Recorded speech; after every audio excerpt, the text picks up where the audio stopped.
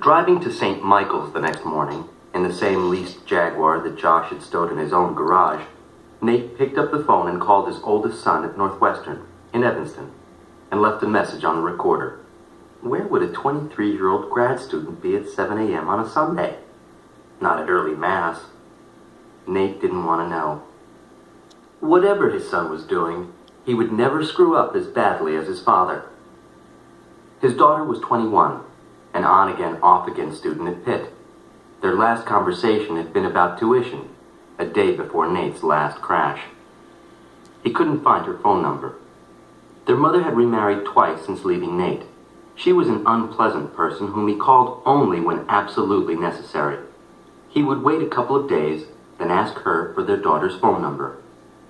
He was determined to make the painful trip west to Oregon to at least see his two youngest children.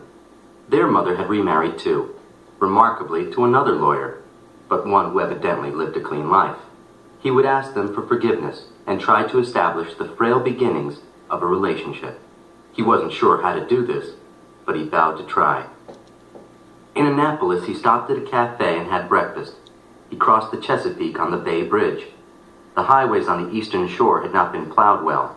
The Jaguar skidded twice and he slowed down. He decided to get rid of it as soon as possible and find an old four-wheel drive. The fancy lawyer's car had once seemed so important. Now he had no need for it. At Easton, he turned onto State Route 33, a road with 2 inches of loose snow still resting on it. In St. Michael's, population 1,300, Route 33 became Main Street for a few blocks.